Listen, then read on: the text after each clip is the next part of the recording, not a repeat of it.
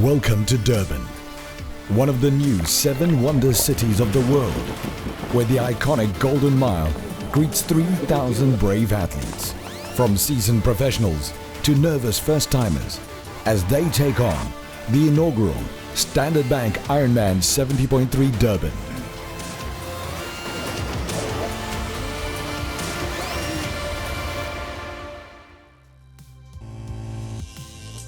You're watching the Standard Bank Ironman 70.3 Durban.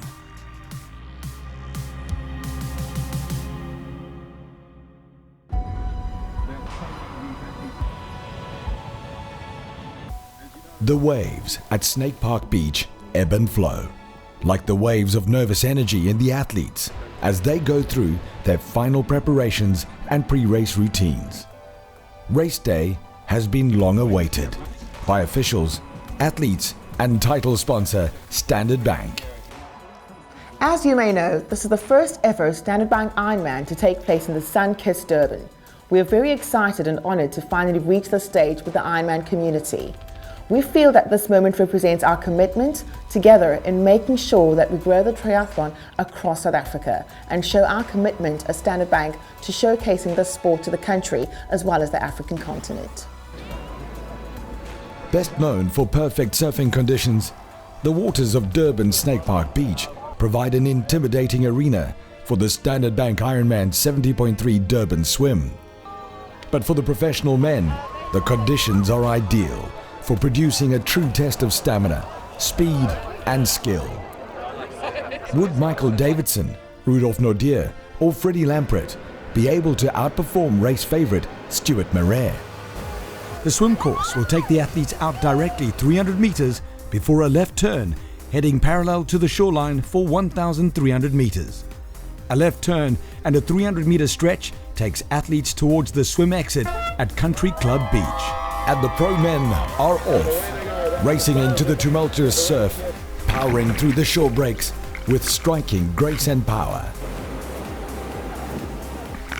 The swim was initially my plan to go out the swim hard because I just came from Olympic distance background, so the swim is one of the strengths of mine that I have, just switching over to the longer distances. So my mission was to swim out as hard as possible and gain as much as a gap as I can over the other athletes, so that when I come into T1 that I have the most smoothest, easy transition, not stress about anything and just get everything done quickly and smoothly. The youngest athlete in the pro men's field, Rudolf Nordier, set off like a firecracker, setting the early pace. On the beach, all eyes are on Lucy Reed. And the pro women are off, with Reed living up to her favourite tag and leading out the field. I'm a good swimmer, so open water sea swim obviously suits me, and yes, I do expect to be first out of the water. I think anything else would be disappointment. I think I'm the strongest swimmer. Lucy Reed put all of her open water swimming skills and experience to good use, as Paris Edwards and Andrea Stein looked to swim their own races, knowing their stronger disciplines would lie ahead. With the pro athletes nearing T1, the athletes in the age group batches nervously awaited the starters' orders. The Standard Bank Ironman 70.3 Durban was the first race in South Africa to employ the new rolling start system, allowing athletes to self-seed with groups of 10 going off at 5-second intervals. With athletes naturally nervous ahead of the swim start, the main purpose of the rolling start is to reduce anxiety amongst athletes.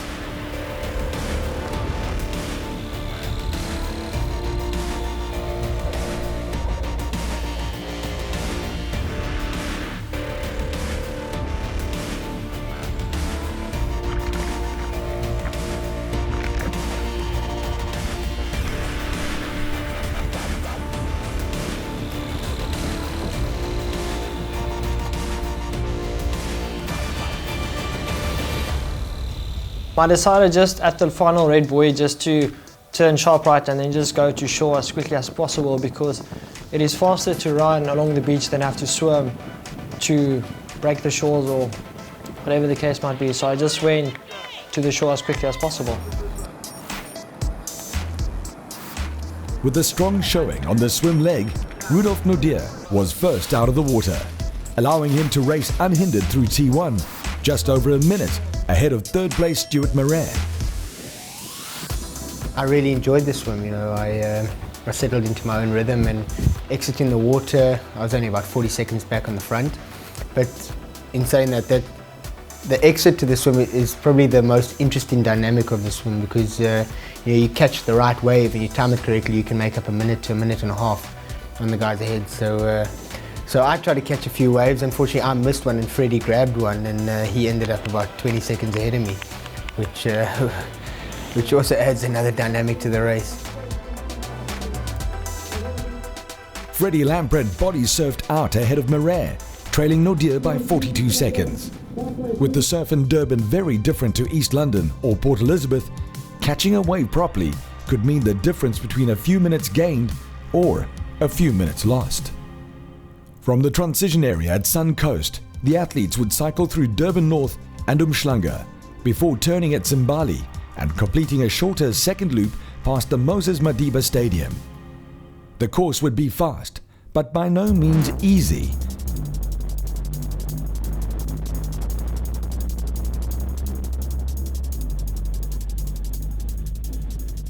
With 90.1 kilometers to cover on the bike, Stuart Marais knew what needed to be done. Heading out onto the bike, I knew what I had to do. I knew what I wanted to do. So I rode pretty consistently. I took the lead at about 16 Ks on the bike, and from there I never looked back. I just tried to focus on what I needed to do and really just enjoy it. With Marais stamping his authority on the bike leg, perhaps even taking in some glorious coastal scenery, Rudolf Nordier was racing his own race. I tried to keep myself in my own pace, because according to me, everyone says this route is fast and flat, but for me it was quite a difficult route because there's no really steep uphills or downhills, so there's no point in time that you can race. You have to keep on pedaling the full 90 Ks.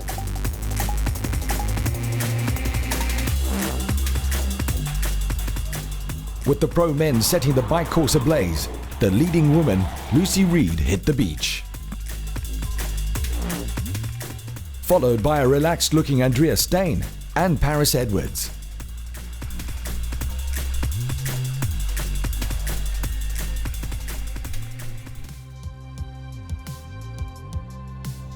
Two minutes and 14 seconds down on Reed, Andrea Steyn was second through T1.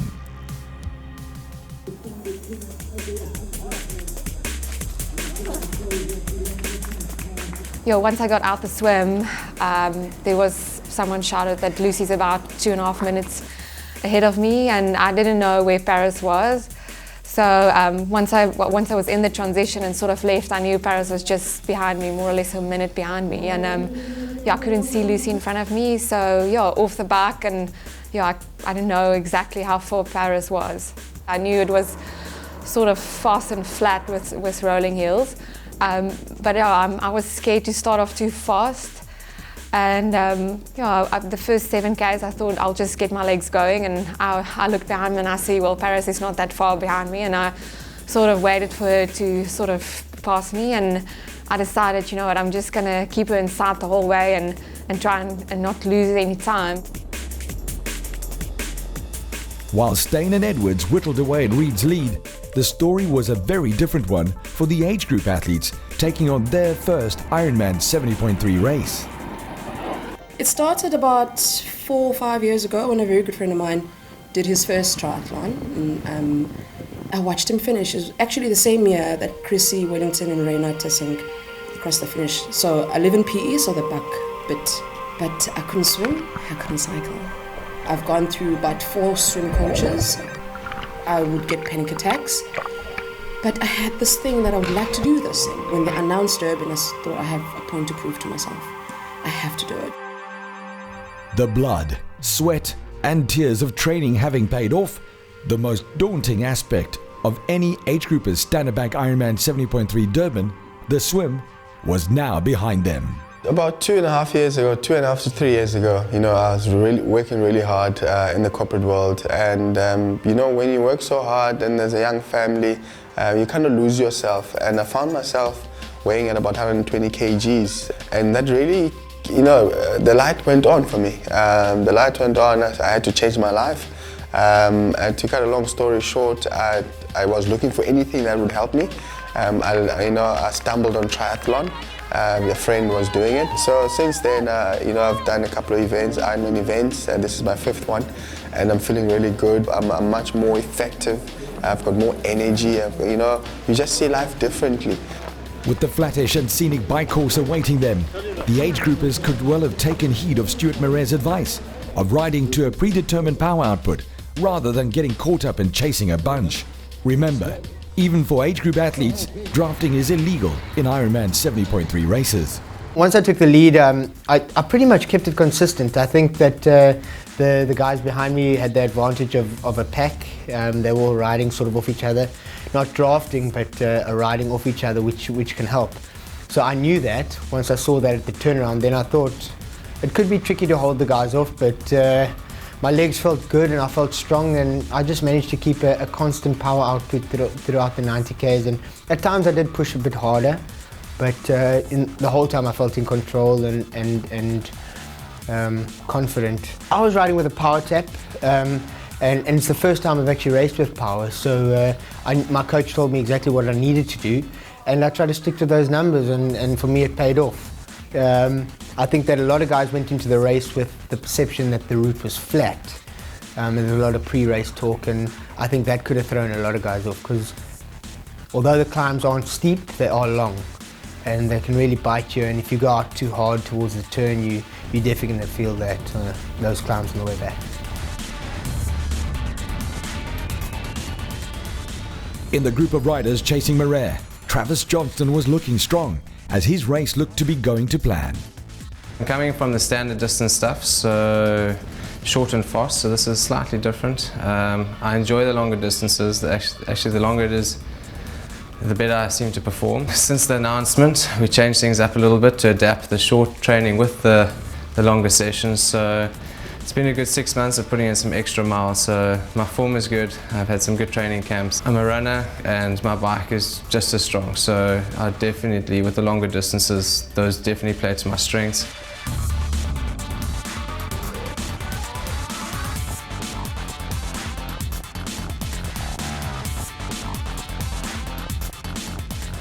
Along with Johnston, Michael Davidson and Gerard de Bruin put in 2-hour 19-minute rides on the bike as they looked to gain time on the flying Marais.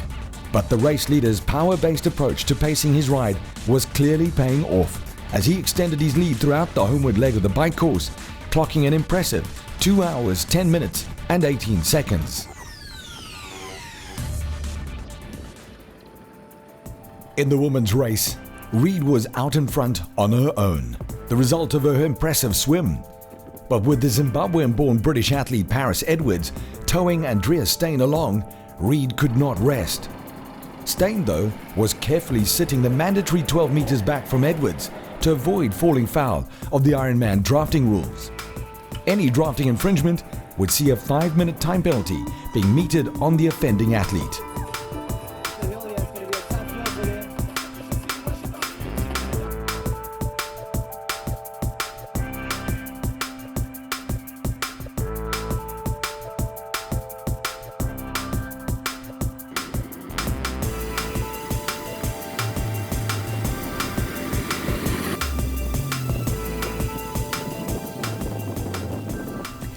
The gap to the leading lady was closing rapidly. Both Edwards and Steyn are strong bikers. As they approached the furthest point of the route at the Zimbali complex, Steyn and Edwards caught and passed Reed, as Steyn explains. We caught Lucy just before we turned around. I think it was about at 30 Ks. And she dropped off our pace, and coming back it was with the wind, but then once we turned around the second time, it was really a sort of a headwind, and I still managed to stay with Paris and actually passed her at one stage, and did a bit of work in front and a bit of pacing.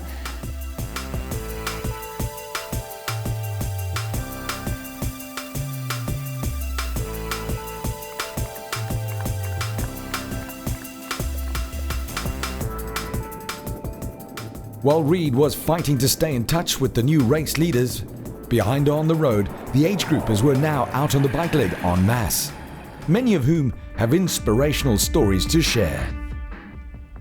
Stop smoking, it put me a lot of extra weight, and I was not dying of smoking, I was dying of extra fat. So I had to do something, and as I said, after I saw this man and woman doing a fantastic thing, I wanted to be like them. Yeah, I lost 22 kilos. I feel good. Triathlon is a good sport for men and women, you know, that they feel they have to do something to change their life. Yeah, there's a what to say. I'm going to be 61 years old in 2 weeks' time, and my oldest part started 3 years ago. So if I do it, you can do it. Anybody can do it. The Standard Bank Ironman 70.3 Durban really is a race for anyone. Yeah, it is my first 70.3 in terms of half Ironman. I was meant to do one for this charity in East London. I think it was about a year ago, and had to pull out because of work. I think it's amazing what they do. When charities like Ironman for Kids are raising substantial funds to keep kids off the street, to keep them safe, I tell you what, it's quite hard to pull out of a run or not to finish a bike ride, and I think that's really what's been a motivation. And I think if it was a private entry and I didn't have this vest on, it might have been a lot easier to give up.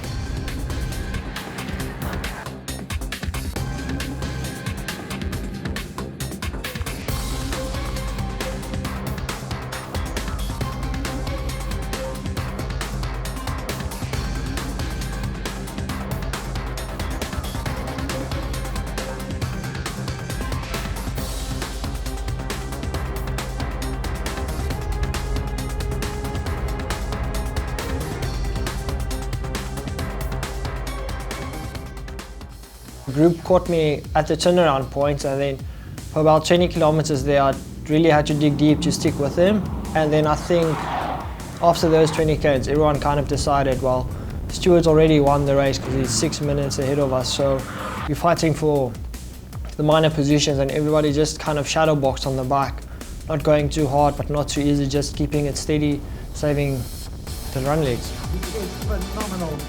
After a dominant display on the bike, Stuart Marais entered T2 with a sizable lead on the chasing group of Nadir, Johnston, Davidson, De Bruyn and Lampret.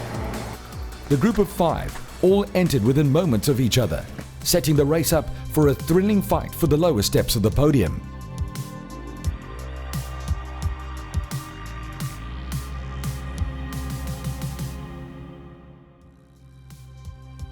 The Standard Bank Ironman 70.3 Durban run route features 2 loops along the beachfront promenade to make up the 21.1 kilometer distance.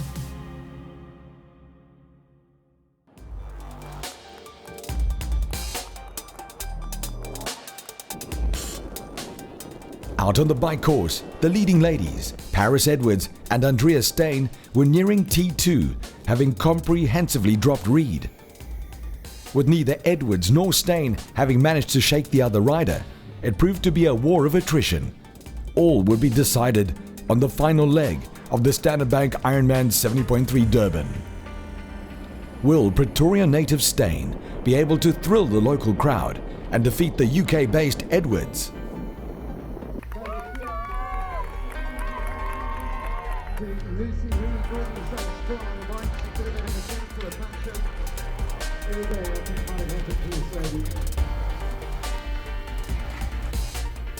Edwards held a narrow lead going into T2, but Steyn was hot on her heels. A quick T2 by Steyn saw her hit the run alongside Edwards, and 2 minutes later, Reid was off the bike too.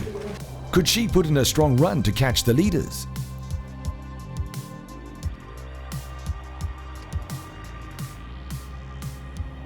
Meanwhile, with time in the bank, Stuart Marais was racing smart. I felt great. Look, I think my lead was around, I'm not sure what it was, I think it was about 7 minutes coming off the bike. And so coming into transition, I quickly did a bit of maths in my head, and I figured the guys would have to run 20 seconds a kilometre faster than me to beat me.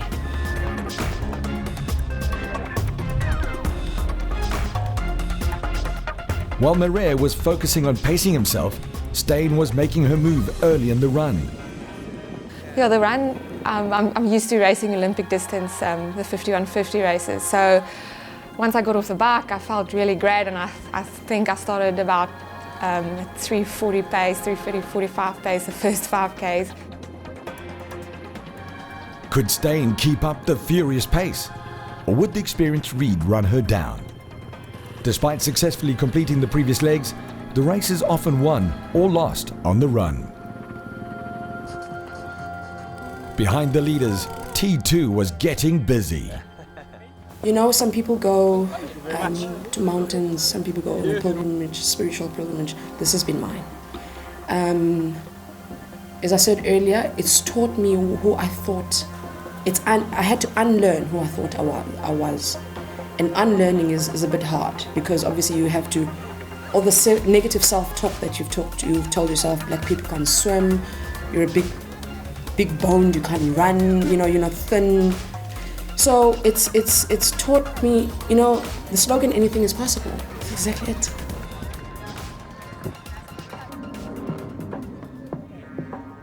The Durban weather came to the Standard Bank Ironman 70.3 Durban party, and the promenade was beginning to fill up with spectators, coming to see one of SA's best in full flight. I pretty much knew I had it in the bag. I just had to run a solid run, and obviously with that in mind, you're in a really good space, because I mean the crowds are fantastic here in Durban. I got cheered along all the way, and I saw a lot of mates along the route, and everyone was high-fiving, and so the vibe here in Durban was fantastic. I mean, I think it's second to none. I think it's the best race from a spectator perspective that I've had from anywhere in the world. So I really enjoyed that. Stuart Marais was in pervious form all day and neared the finish line with a healthy 10-minute lead, affording him the time to soak up the well-deserved applause.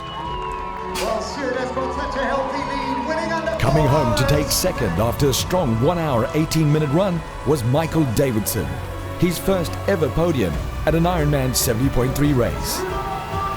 And in a hard-fought third was Rudolf Nordier, a great achievement for the young athlete with a first Ironman 70.3 podium.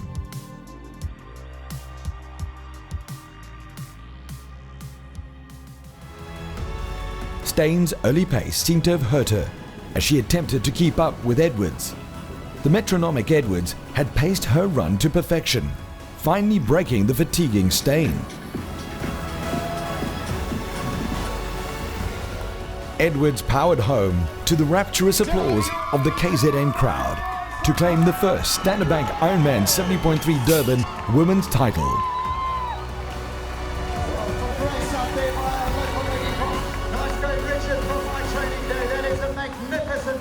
Andrea Steyn had put up a valiant challenge, and although she was edged by Edwards, she would be pleased by her second place finish.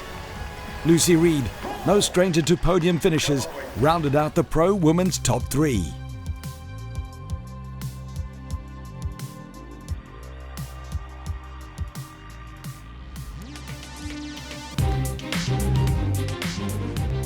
While the race winners were soaking up their victories, the age group athletes were out on the run course. This is what the Standard Bank Ironman events are all about. Everyday people exceeding their own expectations. It doesn't matter who you are, it doesn't matter what you look like, it doesn't matter what you've told yourself in the past or what other people have told you that you're not. This has proven to me that I can conquer anything else in the world. Hopefully I'll inspire other people to do this. Well done to every Standard Bank Ironman 70.3 Durban finisher. It takes a great deal of courage to take on the challenge. From the sharp end of the field with the fastest athletes, right down to the very last finisher. Everyone can walk away proud after completing the 1.9 kilometer swim, the 90.1k bike, and the 21.1 kilometer run. You too can be part of the growing family of Ironman 70.3 athletes in South Africa by signing up and joining us on the 24th of January 2016 for the Standard Bank Ironman 70.3 South Africa in Buffalo City.